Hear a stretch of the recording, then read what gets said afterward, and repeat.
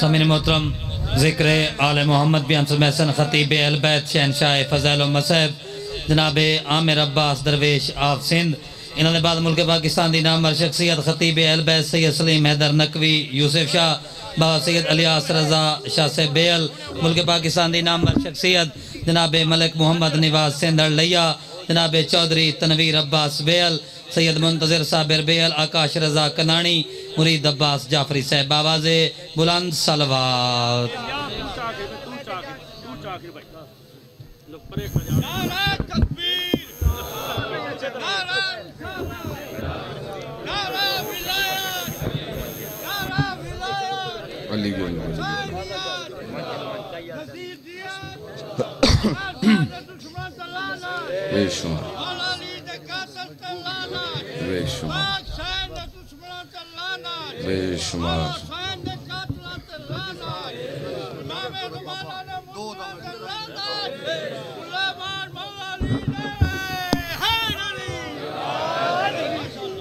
औज़ु बिल्लाहि समीइल अलीम मिनश शैतानिर रजीम बिस्मिल्लाहिर्रहमानिर्रहीम अल्हम्दुलिल्लाहि रब्बिल आलमीन वस्सलातु वस्सलामु अला रसूलिहिल करीम व अला अहलि बैतिहित तय्यबीन अत्ताहिरीनल मासूमीनल मुंतजबीनल मुंतखबीनल मुताहरीनल मज़लूमीन अल्लज़ीना अज़हबल्लाहु अन्हुमुर रिज्सा व ताहरहुम तत्हीरा।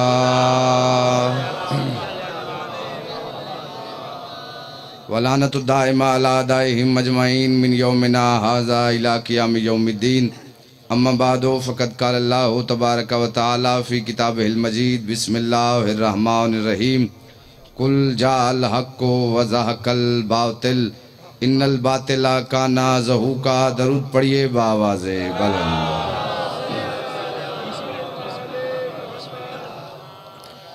जितना बड़ा इज़्ज़त वाला ज़िक्र है उतनी ही बावाज़े बुलंदतर सलावात।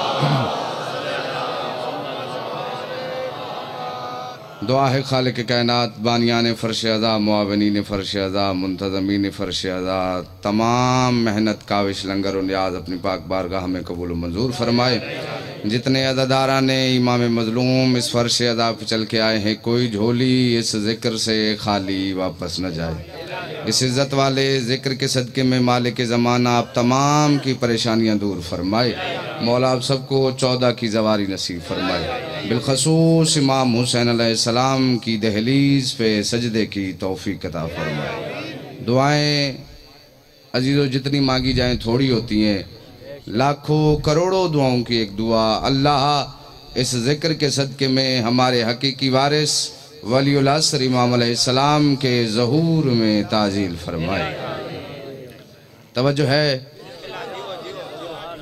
ज़िक्र पाक का सादात व मोमिनीन की इजाज़त के साथ बाबा से दुआ फरमाइएगा। बस चंद लम्हे आपकी सोच से भी पहले मेहमान हूँ, आपका सफ़र करके आया हूँ। ज़ाकिरों की धरती ज़ाकिर घर लोग बैठे हुए हैं, इसलिए बेतवज्जी ना कीजिएगा। बस बग़ैर किसी तमहीद के ज़िंदगी मौत का पता है कोई नहीं, यहीं खड़े खड़े मौत आ जाए कोई बंदा गारंटी नहीं दे सकता। इसे समझ आए थोड़ा सा हाँ हूँ कीजिएगा, सर हिलाइएगा, हाँ कर दीजिएगा, पता चले बात आप तक पहुँच रही है। अगली सांस का भी पता नहीं है, इसलिए हुसैन सरकार का एक छोटा सा जाकिर हूँ। जाकिर होने की हैसियत से एक नसीहत करना चाहता हूँ, अगर तवज्जो है तो। बुजुर्गों मैं कर रहा हूँ उसकी पेशानी पे बोसा दो और उसके गले लग जाओ।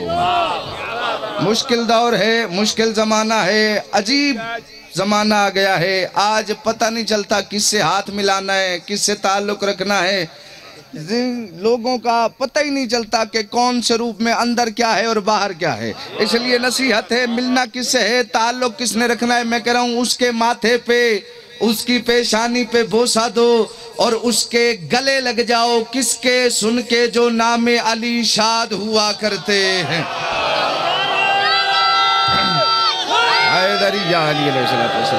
भाई इसी तरह दुआ फरमाते आइएगा। मैंने कहा उसके माथे पे बोसा दो और उसके गले लग जाओ। किसके? सुन के जो नामे अली शाद हुआ करते हैं। और दुश्मने मौला अली से करो परहेज ऐसे जैसे भीगे हुए कुत्ते से बचा करते। या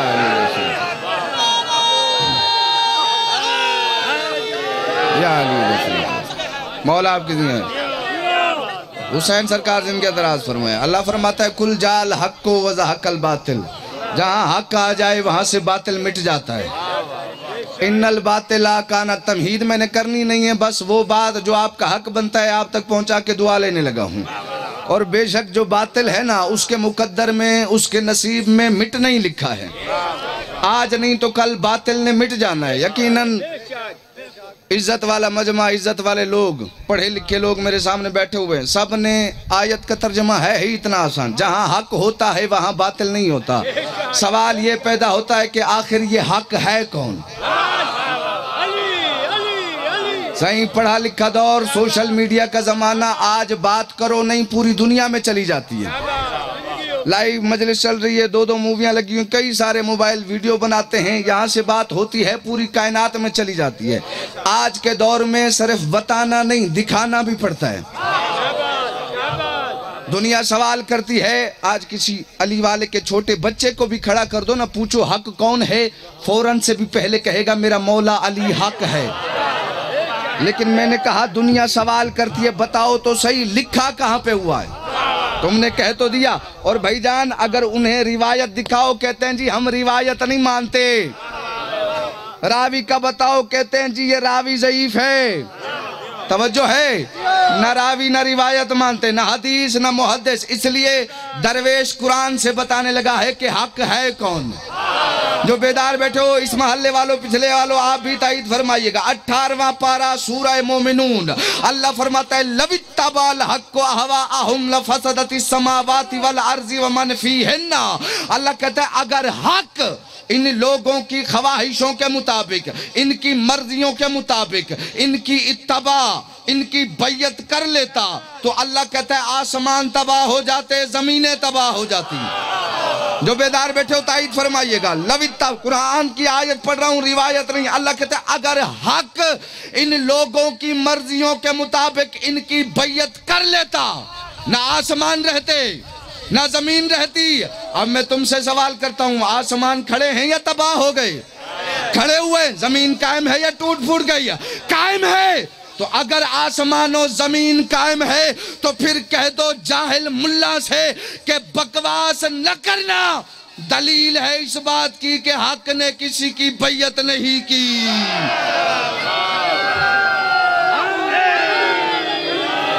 या अली या अली, बड़ी मेहरबानी से। अगर हक किसी की बैयत, मिलके सारे भाई पिछड़े हैदरी या अली, अगर सही हक बैयत कर लेता ना आसमान ना जमीन।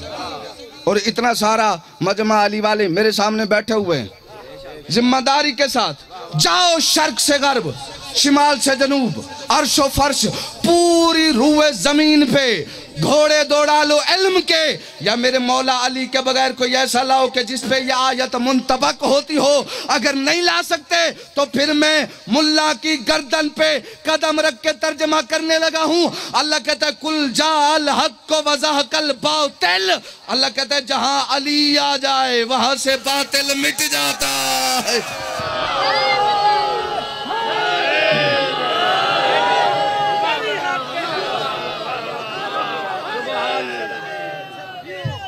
अली वलीउल्लाह, अगर अली हक है तो अली बातिल नहीं हो सकता। जो अली को बातिल कहता है वो खुद फैले बातिल है। दुनिया ने अली को समझा ही नहीं है। दुनिया समझती है शायद दरवेश की टोपी से अली मिल जाएगा, मुल्ला से अली मिल जाएगा। हरगिज़ नहीं। अली दरवेश की टोपी या मौलवी से नहीं, अली माँ के किरदार से मिलता है।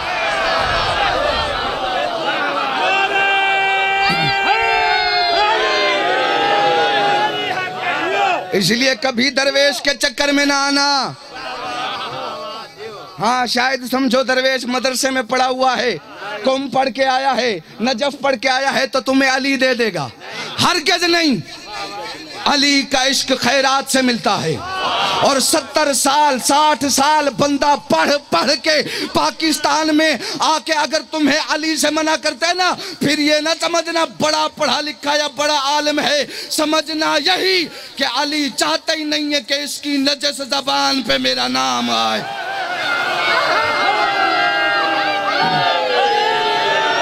या अली अलैहिस्सलातु वस्सलाम।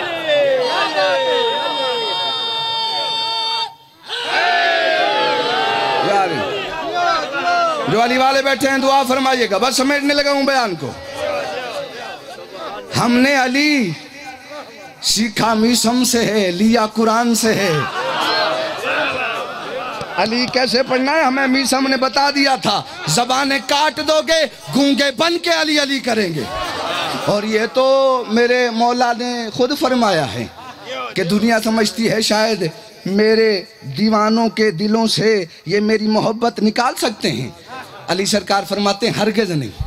बादशाह फरमाते लव कर रस तो हम बिल मकारीज वलाउ नशर तो हम बिल मयाशिर। अली सरकार फरमाते मेरे हुबदार को, अब अली के मलंग चुप रहेंगे, मैं घर तक दुख लेके जाऊंगा। सरकार फरमाते मेरे हुबदार को, मेरे मानने वाले को। बादशाह फरमाते मेरे आशिक को, मेरे मौलाई को, मेरे विलाई को। अली सरकार फरमाए चाहे कैंचियों से टुकड़े टुकड़े कर दिया जाए। अल्लाहू अकबर।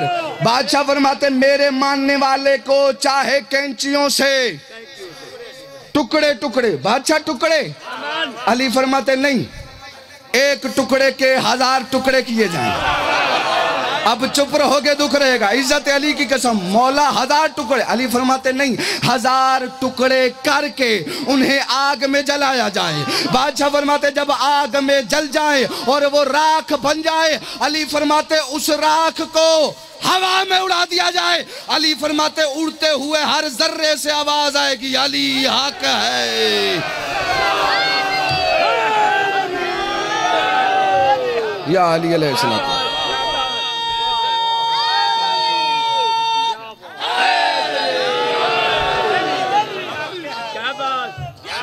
अली वली। बस तवज्जो फरमाइएगा अज़ीज़ान गिरामी कदर। इसलिए माशाल्लाह मेरे सामने सब अली वाले बैठे हैं, मानने वाले बैठे हैं। एक मिन्नत है दरवेश की, अज़ादारी बहुत बड़ी इबादत है, मजलिस बहुत बड़ी इबादत है, नमाज बहुत बड़ी इबादत है, रोज़ा बहुत बड़ी इबादत है, जंजीर बड़ी इबादत है। मिन्नत यही है जब ये इबादतें करते हो ना, अल्लाह कहते इसके बाद मुझसे खैरात ज़रूर मांगा करो। जो ना मांगे वो अल्लाह को पसंद नहीं आता। और जब खैरात मांगो तो फिर कोठियाँ ना मांगा करो, बगले ना मांगा करो, कारें ना मांगा करो, हाथ जोड़ के कहा करो परवरदिगार हमें अली की मारिफत अता फरमा। क्योंकि मारिफत अली मांगने से मिलती है, पढ़ने से इल्म मिलता है, इल्म के बाद जो मारिफत की खैरात मिलती है वो अली खुद अता करते हैं। अल्लाह जिंदगी अंदराज फरमाए। खुदा कसम बस समेटू बयान को। 60 साल का बंदा मेरे छठे मौला के सामने आया, हाथ जोड़ के कहा मौला, अब 60 साल का बंदा बूढ़ा ही होता है ना, सामने आया मौला इसलिए हाजिर हुआ हूँ आरिफनी ले नफ्सक।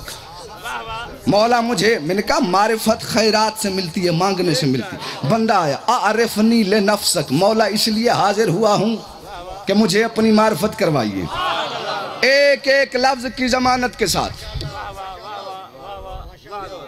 बंदे ने कहा मौला मुझे अपनी मारिफत दीजिए। जो 14 को मानते हो सोचते नहीं हो उनसे खिताब करने लगा हूँ। मौला ने अपने नौकरों की तरफ देखा और देखकर कहा अल कुश शेख फिल यम, इस बूढ़े को उठा के दरिया में फेंक दो। मैंने कहा जो मानता है 14 को उससे खिताब है, इसे उठा के दरिया में। आज का सैयद कोई हुक्म देना सही तो नौकर फौरन से पहले, और मौला तो जद्दु सादात इमाम है। जब मौला ने कहा, नौकर ने पूछा होगा, बोलो पूछा होगा, इधर मौला ने हुक्म दिया, नौकर ने पकड़ा फेंका दरिया में, तैर के निकल आया सीधा मौला के पास। यतअज्जब मन फ़िअल इमाम, ताज्जुब कर रहा है कि मौला आप तो इमाम हैं, इमाम हो के ये कैसा हुक्म दिया? मौला फरमाते अभी इस पागल को मेरी मार्फत नहीं हुई,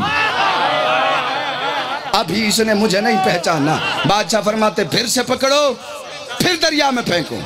नौकरों ने फिर पकड़ा, फिर फेंका।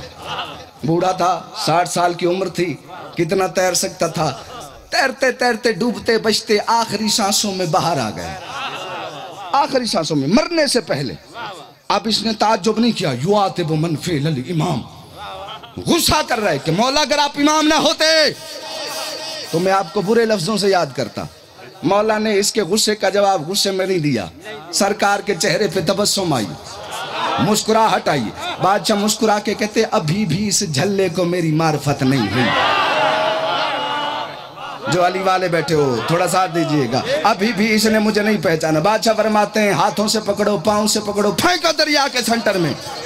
तीसरी मर्तबा नौकरों ने पकड़ के फेंका, सिमर गया बयान, दुआ फरमाइएगा। तीसरी मर्तबा पकड़ के फेंका, ताकत तो पहले ही खत्म हो चुकी थी।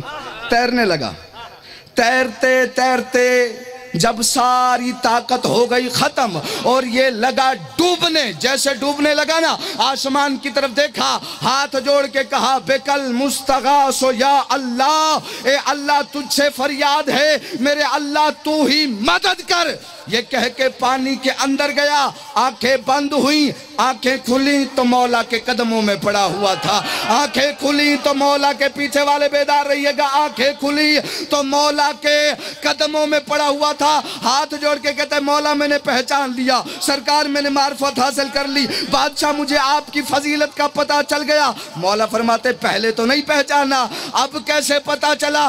कहा मौला जब तक अपनी ताकत से तैरता रहा मुझे आपकी पहचान नहीं हुई, जब मेरी सारी ताकत हो गई खत्म और मैंने अल्लाह को आवाज दी, राय तो बैनल मशरिके वल मगरिबे, मौलाना जाफर अली सादिक, मौला मशरिक से लेके मगरिब तक मैं जिधर देखता तू ही तू नजर आता।